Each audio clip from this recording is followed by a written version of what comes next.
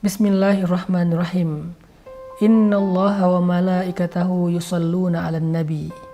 Ya ayyuhalladzina amanu sallu 'alaihi wa sallimu taslima.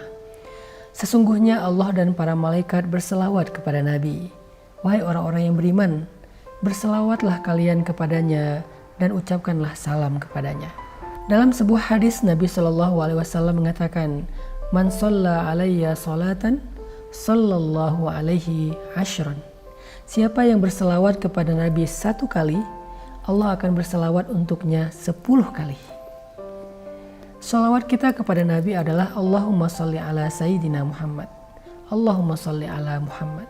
Ya Allah, sampaikanlah salawat, salam kepada Sayyidina Muhammad. Lalu salawat Allah kepada kita apa? Salawat Allah kepada kita adalah ampunan dan rahmat. Jadi ketika kita sekali mengatakan Allahumma sholli ala Sayyidina Muhammad, Allah memberikan kepada kita 10 ampunan dosa dan 10 rahmat. 10 ampunan dosa dan rahmat. Masya Allah, mudah sekali. Dan di antara 10 ampunan dosa dan rahmat itu, salah satu rahmat Allah adalah Allah beri kita hidayah. Rahmat yang lain, Allah mudahkan urusan kita, Allah angkat beban kita, Allah ringankan beban kita, Allah angkat kemuliaan kita, derajat kita, Allah selesaikan masalah kita. Itu rahmat-rahmat dalam kehidupan di dunia, rahmat Allah dalam kehidupan di akhirat.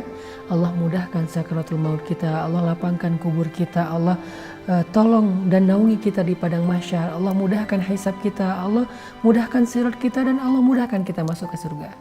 Rahmat Allah. Makanya jangan kikir dalam berselawat kepada Nabi.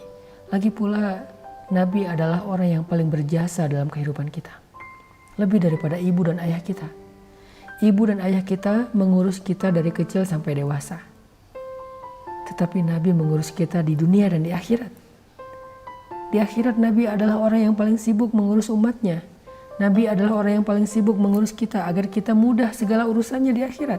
Karena Nabi yang punya akses langsung kepada Allah di Arasy.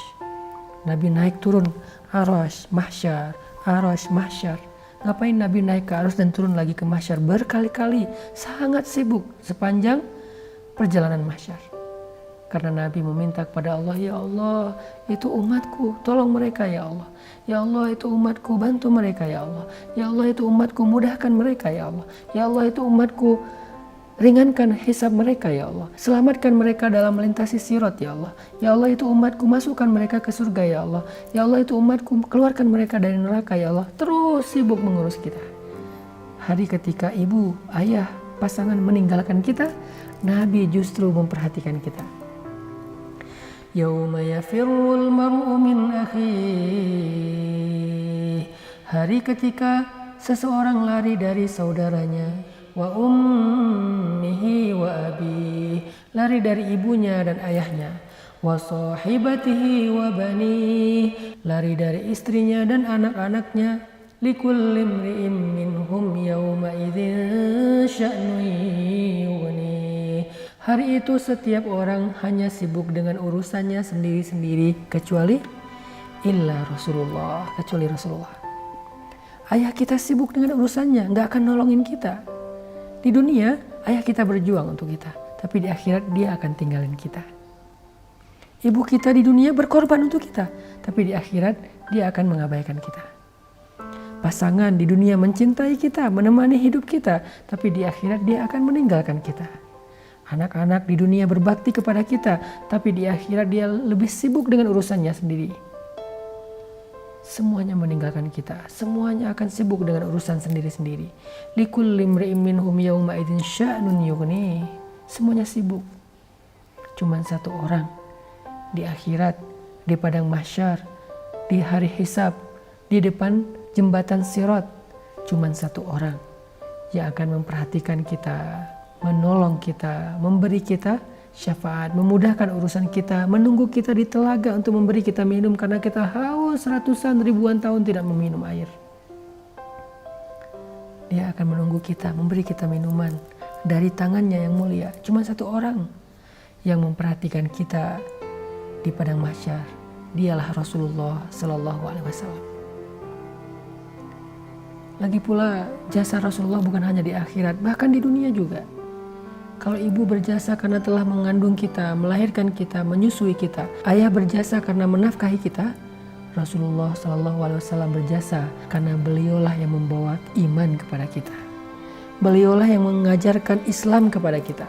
Beliaulah yang membawa hidayah kepada kita. Kalau bukan karena iman, Islam, dan hidayah yang dibawa oleh Rasulullah dengan perjuangan yang berat, maka tidak ada artinya kehidupan kita yang diberikan oleh ibu dan ayah kita. Buat apa kita hidup dibesarkan oleh ayah kita sementara kita kufur kepada Allah?